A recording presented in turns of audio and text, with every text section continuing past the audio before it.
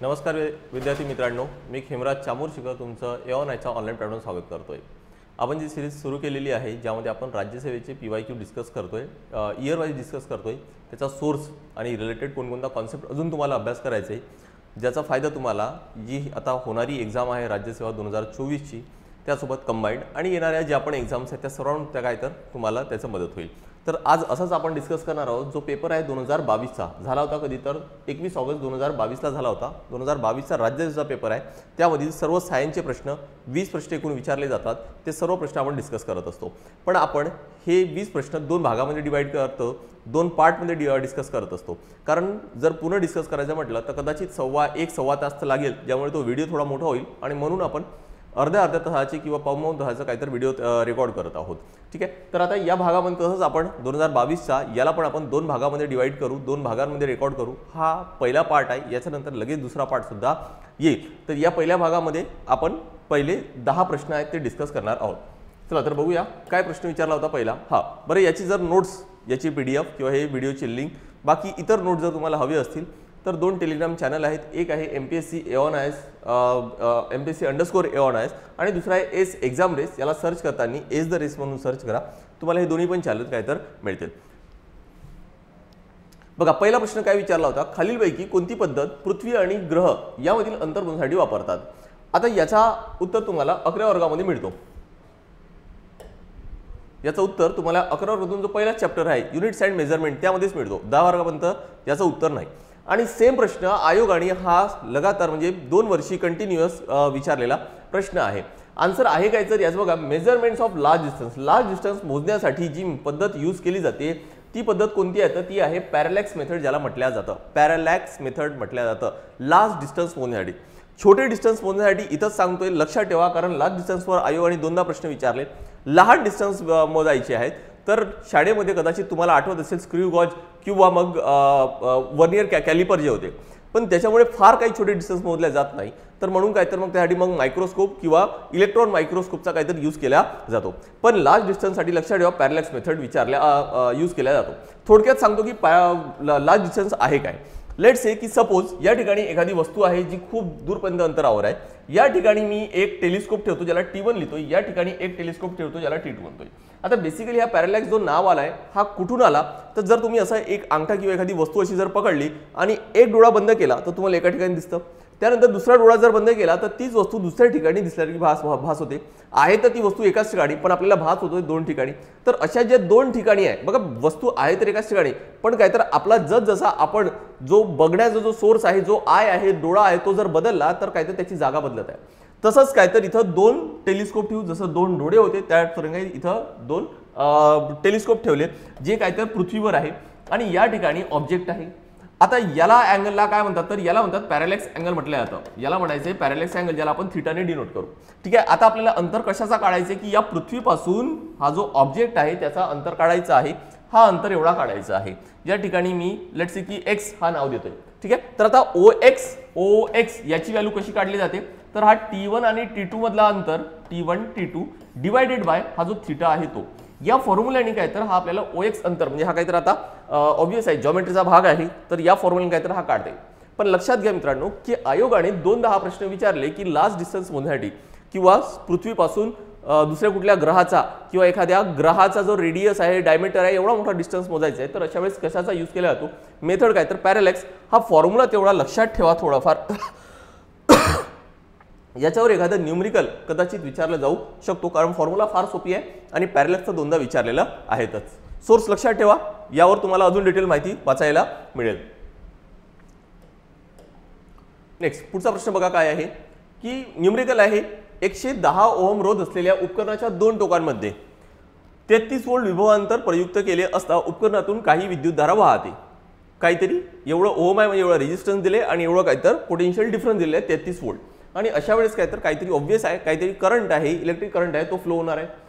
500 ohm रोध असणाऱ्या उपकरणातून तेवढीच विद्युतधारा म्हणजे जेवढी विद्युतधारा आधी वाहत होती तेवढीच आता कुठून पास करायची आहे तर 500 ओहम असेल तर अशा रेजिस्टन्स मधून काय तर पास करायची आहे। तर अशा वेळेस दोन टोकांमध्ये जो पोटेन्शियल डिफरन्स आहे तो किती असेल तो काढायचा आहे आपल्याला। तर अशा वेळेस ऑब्वियस आहे आधी आपल्याला करंट तर काढावंच लागेल, मग त्यासाठी सोर्स काय आहे, अगदी सोपी आहे, फार सोपा प्रश्न विचारला होता तो, म्हणजे काय तर क्लास 9 चॅप्टर 3 मध्ये याचा तुम्हाला सोर्स मिळेल. अगदी सोपा आहे. आणि करंट इलेक्ट्रिसिटी जर म्हटलं की सगळ्यात इम्पॉर्टंट नियम पूर्ण इलेक्ट्रिसिटी जिथून सुरुवात होते, ज्या फॉर्म्युल्यापासून जिथून सुरुवात होते ते म्हणजेच काय तर ओहम्स लॉ. आणि ओहम्स लॉ काय आहे तर V = IR लक्षात ठेवायचं आहे. V = IR हे लक्षात ठेवायचं आहे. आता V = IR ओहम्स लॉ लक्षात ठेवा काय आहे. ठीक आहे. आता इथं सगळे व्हॅल्यूज आपण पुट करून घेऊ. 110 ओहम आहे, 110 ओहम है ना, आणि काय तर 33 व्होल्ट आहे, त्यामुळे हे 33 व्होल्ट. तर ऑब्वियस आहे आपल्याला करंट आहे तो काढता येईल. करंट किती येणार तर 33 / 110 इकडे घेऊन आलो तर 110 है ना. दोन्ही ठिकाणी 11-11चा भाग दिला तर वर राहणार 3, खाली येणार काय तर 10. 310 सध्या आपण लिहून ठेवू. आता एवढाच करंट आहे, परत कुठून पाठवायचे आपल्याला परत पाठवायचे 500 ओहम रोध मधून, म्हणजे रेझिस्टन्स मधून. परत तोच फॉर्म्युला V = IR लिहितोय. करंट आपल्याला ऑलरेडी मिळाले 310 आणि रेझिस्टन्स दिले आपल्याला किती तर 500. 0 0 कॅन्सल केला, 50 गुणाकारामध्ये 3 म्हणजे आन्सर येणार काय तर 150 व्होल्ट. चौथा पर्याय दिलेला आहे. ठीक आहे. तर अगदी सोपा असा न्यूमरिकल हा विचारलेला होता. लक्षात घ्या ओहम्स लॉ यावर बरेच न्यूमरिकल विचारलेले आहेत. हा करंट इलेक्ट्रिसिटीचा जर तुम्हाला अभ्यास करायचा असेल तर त्यावरचे न्यूमरिकल नक्की करा, कारण त्या टॉपिकवर थिअरॉटिकल प्रश्नांपेक्षा न्यूमरिकलची संख्या काहीतरी जास्त आहे. आणि नंबर ऑफ क्वेश्चन सुद्धा ओव्हरऑल टॉपिकवर नंबर ऑफ क्वेश्चन सुद्धा इतर टॉपिकपेक्षा भरपूर प्रश्न विचारलेले आहेत. नेक्स्ट पुढचा प्रश्न घेऊ आपण. खालील पैकी नैसर्गिक चुंबकाचे नाव काय आहे. नैसर्गिक चुंबक कशाला म्हणतात याचा अगदी फक्त 6व्या वर्गातच 15वा चॅप्टर आहे, ज्यामध्ये काय तर तुम्हाला याचा नाव मिळेल. आता नैसर्गिक चुंबक जो चुंबक सर्वात आधी सापडला होता तो काय होता तर तो ऍक्च्युअली मॅग्नेटाइट खडक होता. तो काय तर मॅग्नेटाइट खडक होता. आता हा मॅग्नेट जो नाव आहे तो सुद्धा कुठून आला तर जो व्यक्ती सापडला होता, म्हणजे अशी एक दंतकथा आहे जी पुस्तकातच दिलेली आहे की त्याचं नाव बहुतेक मॅग्नस वगैरे असं काहीतरी नाव दिलेलं आहे, त्याच्या नावावरूनच काय तर तो मॅग्नेट नाव आलेलं आहे. ठीक आहे. बरं त्याच्याबद्दलचीच एक्झॅक्टली त्या खडकाला अजून एक दुसरं नाव काय तर ते बघू आपण. मॅग्नेटाइट खडकाचा तुकडा टांगल्यास तो नेहमी बघा एखादी असा मॅग्नेटाइट खडकाचा तुकडा जर आहे तो फ्रीली जर आपण हँग केला एखाद्या दोरीला तर तो उत्तर दक्षिण जिथे स्थिर होतो. हे काय तर जुन्या काळातच युरोप आणि चीन मधील लोकांच्या लक्षात आले होते. अनोळखी प्रदेशातून प्रवास करताना दिशा शोधण्यासाठी ऑब्वियसली याचा ओळखी यूज करू लागले होते. आणि या खडकालाच अजून एक दुसरं नाव काय तर लोडस्टोन असेही म्हणतात. यातूनच पुढे होका यंत्राची म्हणजे काय ज्याला आपण कंपास म्हणतो त्याची काय तर निर्मिती झाली आणि तो कंपास मग त्यानंतर पुढे ते वापरायला लागले. पण इथून लक्षात येते की त्याला दुसरं नाव काय तर लोडस्टोन आहे. लक्षात ठेवा. आणि तो फॉर्म्युला एक्झाममध्ये ऑप्शनमध्ये Fe3O4 हा फॉर्म्युला सुद्धा दिलेला आहे. लोडस्टोन लक्षात ठेवा आणि चॅप्टर वाचून घ्या. 6व्या वर्गातील 15वा चॅप्टर आहे. अगदी सोपा म्हणजे 6व्या वर्गातील असल्यामुळे ऑब्वियस आहे की थोडक्यात दिलं असेल आणि सोपा तर असणारच आहे. नेक्स्ट पुढचा प्रश्न बघा काय. सोनार म्हणजेच काय तर साऊंड नेव्हिगेशन श्रेणी, ज्याला इंग्लिशमध्ये म्हणतात काय तर लॉंग फॉर्म आहे साऊंड नेव्हिगेशनल रेंजिंग तंत्र रिकामी जागा यासाठी वापरले जाते. आता सोनारचा कॉन्सेप्ट तुम्हाला 9व्या वर्गातील 12व्या चॅप्टरमध्ये मिळेल जो साऊंडशी रिलेटेड आहे. सोनारमध्ये होतं काय नेमकं तर बघा की सोनारचा ऍक्च्युअली यूज इथं दिलेलं तर आहे, तुम्हाला डिटेल पण वाचता येईलच, पण थोडक्यात मी सांगतोय की सोनारचा यूज जनरली कुठं होतो की शिप आहे म्हणजे जहाज आहे त्याच्यामध्ये त्यावेळेस काय तर त्या जहाजाला समुद्राची खोली मोजण्यासाठी काय तर सोनारचा यूज होतो. असतं काय तर या ठिकाणी एक प्रक्षेपक म्हणजेच काय ते ट्रान्समीटर असतो ज्यातून अल्ट्रासाऊंड जे वेव्ज आहेत ते काय तर ते निघतात. तर हा काय करतो, हा आहे ट्रान्समीटर, तो अल्ट्रासाऊंड जे वेव्ज आहेत ते काढत असतो. ते जातात खाली आणि जिथं कुठं तळ असेल तिथं आपटून ते परत येतात. या ठिकाणी असतो रिसिव्हर. आता हा ट्रान्समीटर आहे आणि हा रिसिव्हर आहे, असं सगळं मिळून काय तर सोनार तयार होतो. आणि या सोनारने काय लक्षात ठेवतं की याला माहीत असतं की स्पीड किती आहे, या अल्ट्रासाऊंडचे जी स्पीड आहे ते किती आहे ते माहीत असतं. हा फक्त सोनार एवढाच काढतो की याला टाइम किती लागला. आता स्पीड आहे टाइम आहे त्याचा डिस्टन्स काय तर सहज काढता येईल आणि याच्यावरून काय तर हा जो अंतर आहे हा आपल्याला सहज काढता येतो. म्हणजेच काय की सोनारचा यूज नेमकं कुठं होतो तर पाणबुडी सारख्या बुडलेल्या वस्तूची गती आणि स्थिती काय तर मापण्यासाठी. Measuring the motion and position of the submerge objects like submarine, म्हणजे एखादी वस्तू जर याच्या खाली असेल तर अशा वेळेस सुद्धा काय तर त्या वस्तूची स्थिती ही नेमकी किती खोल आहे हे काय तर आपल्याला काढता येतं. त्यामुळे याचा आन्सर येणार काय तर 4th आहे, ते काय तर योग्य असणार आहे. सोनार लक्षात ठेवा जो फार इम्पॉर्टंट आहे.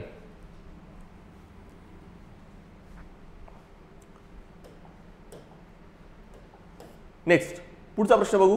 परत एक न्यूमरिकल विचारले बघा. एका ध्वनी तरंगाची वारंवारता आहे किती तर वारंवारता दिलेली आहे 1000 हर्ट्ज. तर लिहून घेतोय मी वारंवारता 1000 हर्ट्ज.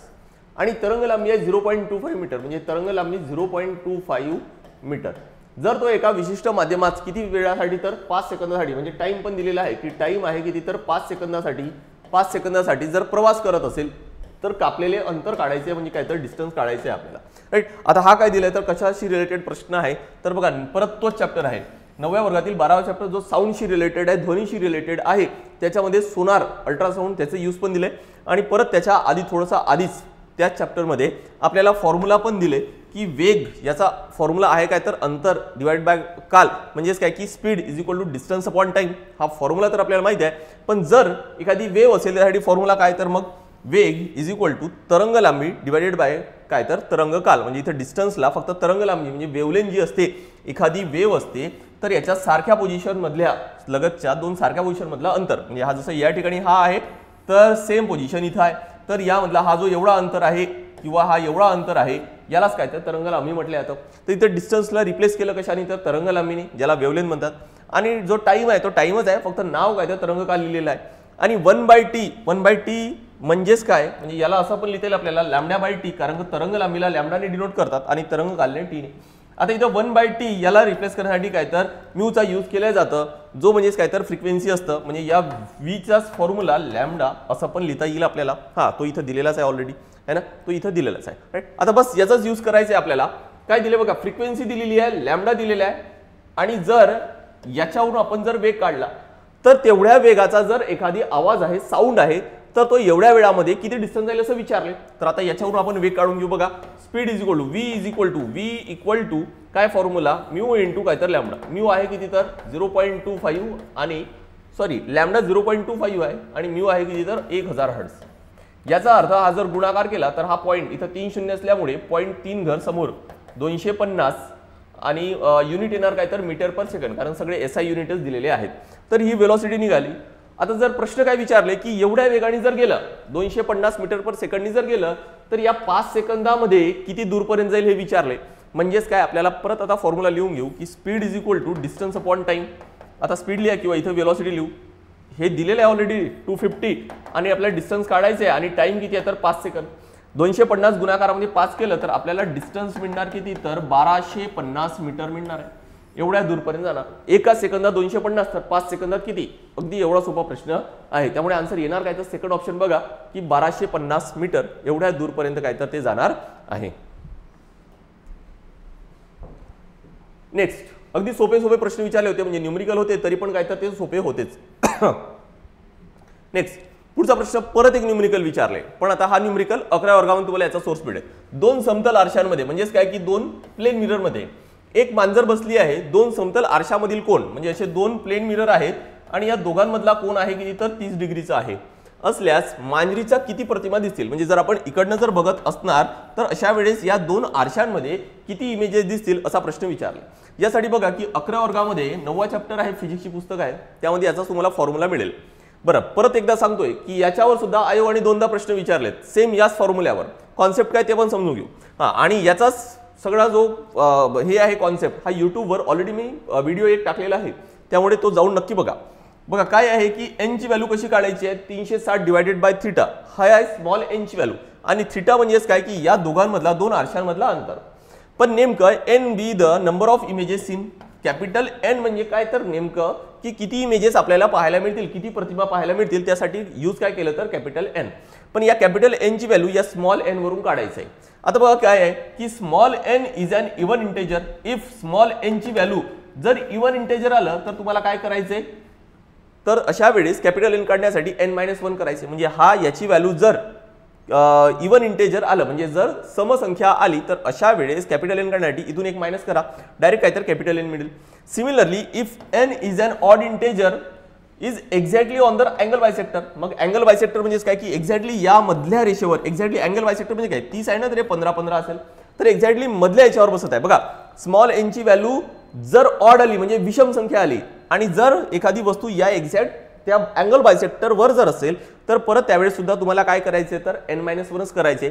म्हणजे या स्मॉल एन मधून परत एक मायनस करा तर कॅपिटल एन ची व्हॅल्यू येईल आणि तेच काय तर फायनल व्हॅल्यू असणार आहे, मग फायनल आन्सर असणार आहे. आणि तिसरा काय दिलंय की जर if n is an odd integer, म्हणजे ही जर विषम संख्या आहे पण object is of the angle bisector. मग हे तर आहे काय, तर याची एन ची व्हॅल्यू कुठं आली आहे, तर ते विषम संख्या आली आहे, पण जी वस्तू आहे ना ती या अँगल बायसेक्टर नाही तर कुठेतरी बाजूला असेल. तर मग अशा वेळेस आन्सर येणार काय, तर capital n equal to n येणार आहे.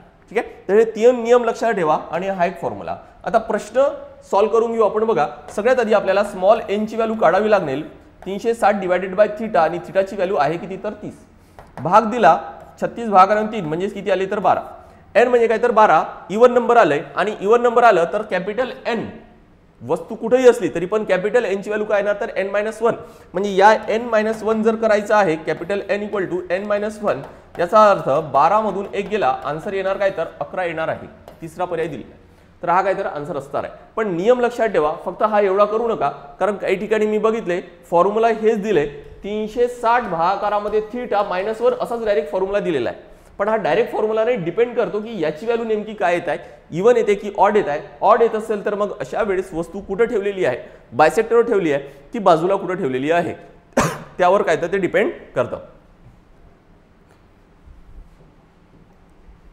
नेक्स्ट पुढचा प्रश्न बघा काय दिले. खालील कोणती संप्रेरके वनस्पती मध्ये वृद्धत्व निर्माण करते. आता हा प्रश्न आयोगाने कॅन्सल केलाय, पण थोडक्यात त्याची माहिती घेऊ आणि बघू की का कॅन्सल केलंय. नाही काय तर आपल्याला थोडीफार आयडिया तर येईल की which of the following plant hormone, ज्याला फायटो हार्मोन सुद्धा म्हणतात, इज रिस्पॉन्सिबल फॉर सेनेसेन्स. सेनेसेन्स म्हणजे काय की वृद्धत्व निर्माण करते, म्हणजे जस्ट मरण्याच्या आधीची जी कंडिशन आहे, म्हणजे प्लांट ज्यावेळेस प्लांटची ज्यावेळेस डेथ होते त्याच्या जस्ट आधीची कंडिशन म्हणजे काय, ज्याला सेनेसेन्स किंवा वृद्धत्व म्हटल्या जातं. तर बघा की प्लांट हार्मोनमध्ये 5 हार्मोन तुम्हाला लक्षात ठेवायचे आहेत, जे काय तर ज्यापैकी 3 जे आहेत ज्यांना ग्रोथ प्रमोटर म्हणतात, म्हणजे जे प्लांटची ग्रोथ करण्यासाठी मदत करतात, आणि जे प्लांटची ग्रोथ करण्यासाठी मदत करत नाही किंवा त्यांची ग्रोथ थांबवतात त्यांना ग्रोथ इनिबिटर्स म्हणतात. आता ग्रोथ प्रमोटरमध्ये 3 हार्मोन लक्षात ठेवा, ऑक्सिन, जिबरलिन्स आणि सायटोकायनिन्स. आणि ग्रोथ इनिबिटर्स मध्ये लक्षात ठेवा ॲब्सिसिक ऍसिड आणि काय तर इथिलीन, हे 2 लक्षात ठेवायचे. आता हे सगळ्याबद्दलची तुम्हाला डिटेल माहिती 11व्या वर्गामध्ये बायोलॉजी पुस्तक आहे, चॅप्टर 7, पुन्हा सर्वांची डिटेल माहिती मिळेल. थोडं काही सांगतो की आयोगाने का कॅन्सल केलं असेल, जे मला वाटते. एक बघा की ही जी पहिली जी माहिती दिली ही इथिलीन बद्दलची माहिती दिलेली आहे. It is associate with enhancement of process of सेनेसन्स, है ना, कारण ऑब्वियस आहे की ग्रोथ इनिबिटर आहेत, हे दोन्ही पण काय करणार, तर ग्रोथ थांबवणार आहे. त्यामुळे इथिलीन काय करतो, एनहान्समेंट ऑफ प्रोसेस ऑफ सेनेसन्स, म्हणजे काय की वृद्धत्व जी प्रोसेस आहे ना ती काय तर ती एनहान्स करते, फास्ट करते असं आपल्याला म्हणून. पण यासोबतच आबा म्हणजेच काय तर ॲब्सिसिक ऍसिड, त्यालाच ABA सुद्धा म्हटल्या जातं. यामध्ये पण बघा, it controls the dormancy in buds and seeds by inhibiting the growth, it accelerates the senescence. इथं पण दिलेले आहे की जे सेनेसन्स आहे हे सुद्धा काय तर हे ॲब्सिसिक ऍसिडद्वारे काय तर ते ॲक्सेलरेट केलं जातं, म्हणजे ते पण काय तर एनहान्स करते किंवा ॲक्सेलरेट करतं आपण असं म्हणू. म्हणजे दोघांचं पण कार्य हा जवळपास सारखंच आहे, आणि कदाचित म्हणून हा कॅन्सल केलं असेल. पण तेच जर तुम्ही डायरेक्ट असं गुगल केलं, थोडं शोधण्याचा प्रयत्न केला, तर बऱ्याच ठिकाणी आपल्याला इथिलीन हा आन्सर मिळतो. ठीक आहे, त्यामुळे यानंतर जर प्रश्न आला तर इथिलीन म्हणून मार्क करा. पण आयोग नेमकं यावेळेस कॅन्सल केलं, काही गॅरंटी नाही ते नेमकं कॅन्सलच करेल किंवा आन्सर काय देईल, पण मोस्ट प्रोबॅबली काय तर आन्सर हा इथिलीन असण्याची शक्यता आहे.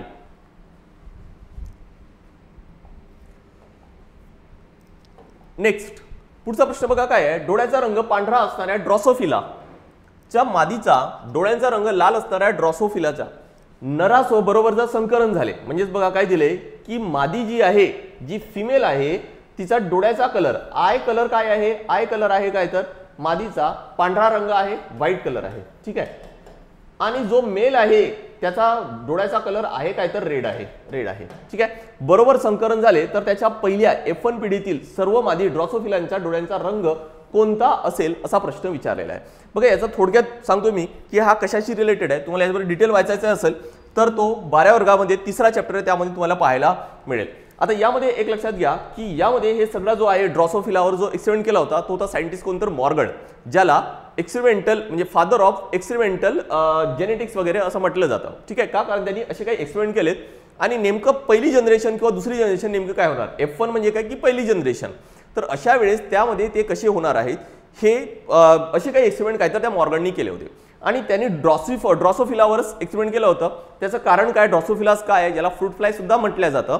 तर याचे सगळे कारण आपल्याला बुकमध्ये दिलेलेच आहे, या चॅप्टरवरून तुम्हाला वाचता येईल. याचा आन्सर आपण डिस्कस करू. तर बघा काय आहे की यांनी काय केलं की डाय हायब्रिड म्हणजेच काय की दोन वेगवेगळे जीन्स असणारे असे काहीतरी मेल आणि फिमेल घेतलेत.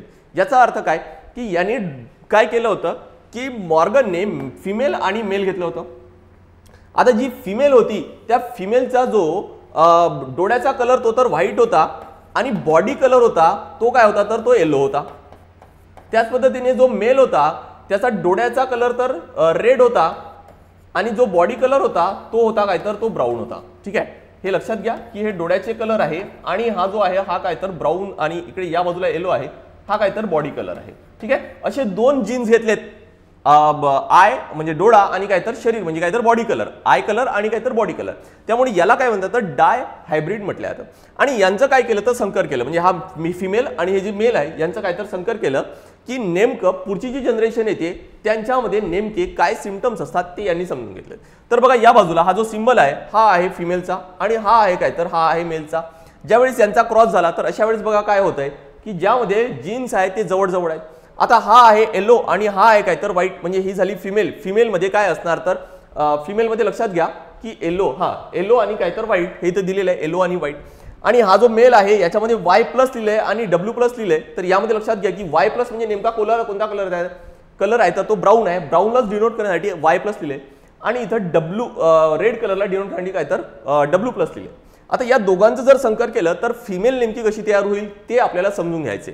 लक्षात घ्या की या मॉर्गनने जो मेल होता हा डॉमिनंट कन्सिडर केला होता किंवा डॉमिनंट आहे तो घेतला होता. डॉमिनंट म्हणजेच काय की जो जास्त उभरून दिसेल तो डॉमिनंट आणि हा होता ही होती जे फिमेल होती ती होती रिसेसिव्ह.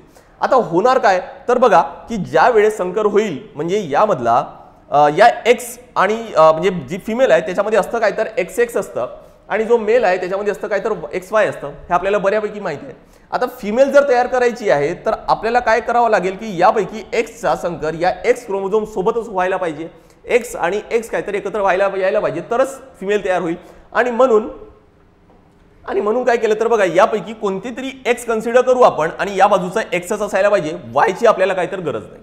आता यामध्ये जर याचं लेट्स से की वरचा जर क्रोमोझोम आणि हा यामधला एक्स हाच घ्यावा लागणार आहे, याचा सोबत जर केलं तर नेमकं काय तयार होईल तर बघा वाय आणि वाय प्लस इथे येणार, म्हणजे एका याच्यात वाय येणार आणि दुसऱ्या याच्यामध्ये काय तर वाय प्लस येईल.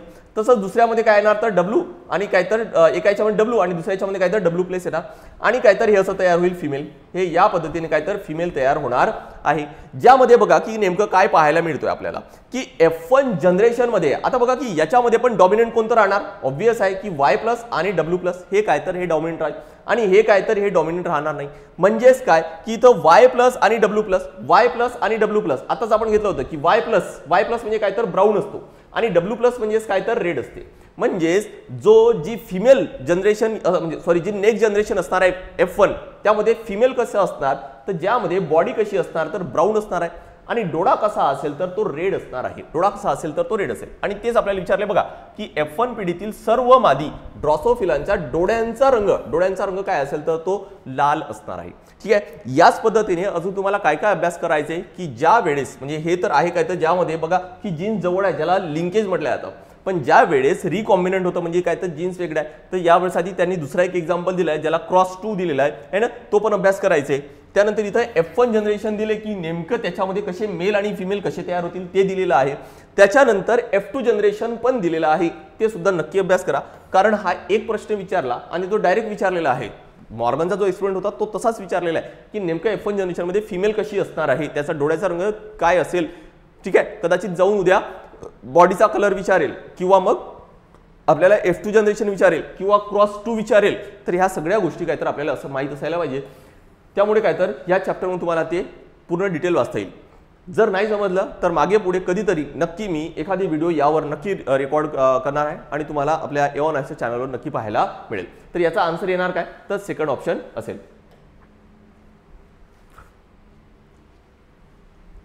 नेक्स्ट पुढचा प्रश्न बघा काय आहे. वायरॉइड्स खालीलपैकी कोणत्या 3 विशेष गुणधर्माद्वारे ओळखल्या जातात. वायरॉइड्स, आता वायरॉइड्स म्हणजे नेमकं काय आहे तर बघा की हे वायरॉइड्स तुम्हाला परत 12व्या वर्गामध्ये चॅप्टर 3 आहे त्याच्यामध्ये पाहायला मिळेल, जे ऍक्च्युली आहे काय तर असेल्युलर ऑर्गॅनिझम आहे आणि याच्याबद्दलचा डिटेल व्हिडिओ म्हणजे जेवढे पण प्रकार आहेत असेल्युलर ऑर्गॅनिझमचे, जसं आपल्याला जनरली व्हायरस हा एकच माहीत असतो, पण यासारखे अजून 3 आहेत. म्हणजे कोणकोणते व्हायरॉइड्स पण आहेत, त्यानंतर व्हायरोसॉइड्स पण आहेत आणि प्रिऑन्स पण आहेत. असे सगळी इन्फॉर्मेशन जे यामध्ये तर दिलेले आहे ते पण कव्हर केले, यासोबत बाहेरचं काही अजून एक्स्ट्रा इन्फॉर्मेशन आणि एक्झाम्पल ते सुद्धा त्या व्हिडिओमध्ये कव्हर केले. त्यामुळे बघायला तो विसरू नका. तर व्हायरॉइड्स बद्दलची माहिती बघा इथं काय दिले की potato spindle tuber disease was found in, बघा पोटॅटोमध्ये सापडला होता, found to cause by the single strand RNA. कोणामुळे होतो तर सिंगल स्ट्रँड RNA मुळे होतो. आणि पोटॅटोमध्ये सापडला होता विच लॅक्स प्रोटीन्स कोट, ज्याच्यावर काय तर प्रोटीन नाही आहे. थिओडायनर इन 1970 समथिंग 1 वगैरे असेल, reported that this is the low molecular weight RNA and smaller in size than virus, smaller in size than काय तर व्हायरसपेक्षा काय तर लहान आहे, त्याच्यावर प्रोटीन कोट नाही आहे. पोटॅटो म्हणजेच काय तर वनस्पतींमध्ये सापडतो. This infectious RNA strands are called viroids. एवढीच माहिती शाळेच्या पुस्तकात दिली आणि एवढी सफिशियंट आहे. हा प्रश्न पण काय तर अटेम्प्ट होतो. एवढीच माहिती ही शाळेच्या पुस्तकात दिलेली आहे, त्यामुळे अजिबात सोडू नका. याच्यानंतरचं परत एक सांगतोय की व्हायरोसॉइड्स आणि प्रिऑन्स हे सुद्धा दिलेले आहेत. एकतर व्हिडिओ बघा किंवा ते पुस्तकांमध्ये वाचून काढा. ठीक आहे, प्रश्न विचारण्याची शक्यता आहे. आता प्रश्न अटेम्प्ट करू बघा, सगळे सॉल्व्ह होतात. विषाणूपेक्षा आकाराने बरेच लहान आहे, एक्झॅक्टली बरोबर आहे. गोलाकार रायबोन्यूक्लिक ऍसिड RNA रेणूने बनलेले असते, एक्झॅक्टली हा सुद्धा काय तर बरोबर आहे. RNA रेणू प्रथिन आवरणाने आच्छादित असते, नाही. लॅक्स प्रोटीन कोट म्हणताय, त्यामुळे प्रोटीन नाही, याच्यामुळे प्रथिन नाही आहे. पादप पेशी म्हणजे काय तर वनस्पती पेशी संक्रमित करतात. इथं दिलेलं आहे ऑलरेडी की पोटॅटोवर झाला होता, म्हणजे काय तर तो ऑब्व्हियस आहे, वनस्पती पेशींवर राहणार आहे आणि फक्त त्या वनस्पती पेशींनाच अफेक्ट करतो, ॲनिमल पेशींना इन्फेक्ट करत नाही, हे सुद्धा लक्षात ठेवायचं आहे. त्यामुळे आन्सर येणार काय तर ABD. अगदी सोपा प्रश्न होता, फक्त एवढंच आहे की तुम्हाला ते वाचलेलं असलं पाहिजे. नेक्स्ट पुढचं बघू काय तर बघा प्रश्न, खालीलपैकी कोणते पदार्थ मातीचे घटक आहेत. अगदी हा तर फार जनरल प्रश्न विचारला होता. जर तुम्ही MP साठी प्रिपेअर करत आहात तर मग अशा वेळेस काय तर ही कुठं ना कुठं तरी ह्या गोष्टी वाचण्यात येतात. कारण असा जर प्रश्न आहे तर हा सायन्समध्ये पण येतो, हा त्यापेक्षा जास्त इम्पॉर्टंट म्हणजे किंवा जास्त तुमच्या वाचण्यात येईल. सायन्समध्ये तर येईल नाही येईल काही गॅरंटी नाही, पण जॉग्राफी आणि एन्व्हायरमेंटमध्ये तर काय नक्कीच येतो की मातीचे घटक काय. बरं, त्या व्यतिरिक्त जर तुम्हाला एक्स्ट्रा अजून वाचायचं असेल तर 12व्या वर्गामध्येच ॲग्रिकल्चर आणि टेक्नॉलॉजी म्हणून पुस्तक आहे, त्यामध्ये पहिलाच टॉपिक आहे सॉईलशी रिलेटेड. तर त्यामध्ये काय तर याच्याबद्दलची माहिती आहे ती वाचता येईल की मातीचे घटक काय आहेत. आता हे मातीचे घटक आहेत हे या चॅप्टरमध्ये एकच ठिकाणी दिलेलं नाही आहे, ज्याचं मी तुम्हाला स्क्रीनशॉट करून इथं दाखवलं असतं आणि म्हणून काय ते स्क्रीनशॉट नाही आणले. तुम्हाला तो पूर्ण टॉपिक वाचावा लागेल. ठिकठिकाणी तुम्हाला काय तर थोडी माहिती पाहायला मिळते. बघा, मातीमध्ये दगड गोटे वाळू असतात का? हो असतात. बारीक माती आणि कुजलेले पदार्थ ते सुद्धा असतात. रासायनिक पदार्थ आहेत का? रासायनिक पदार्थ पण आहेत. रंगद्रव्य आहे का? हो. त्यामुळे काय तर काळी माती आहे, लाल माती असं आपण म्हणतो का? कारण त्यांच्यामध्ये रंगद्रव्य. याचा अर्थ आन्सर येणार काय तर ABCD हा आन्सर तिसरा पर्याय म्हणजे किंवा ऑल ऑफ द अबोव तो असणार नाही. तर या पद्धतीने आपण या पार्टमध्ये टोटल 10 प्रश्न कव्हर केलेत. पुढच्या पार्टमध्ये परत 10 प्रश्न कव्हर करू, तर तो पण पार्ट नक्की बघा. 19 पासून 19, 20, 21, 22 त्यानंतर सेकंड पार्ट झाल्यानंतर 23चे सुद्धा आपण काहीतरी व्हिडिओज किंवा असंच डिस्कशन घेऊन येणार आहोत. तर आज आपण इथंच थांबूया. Thank you very much.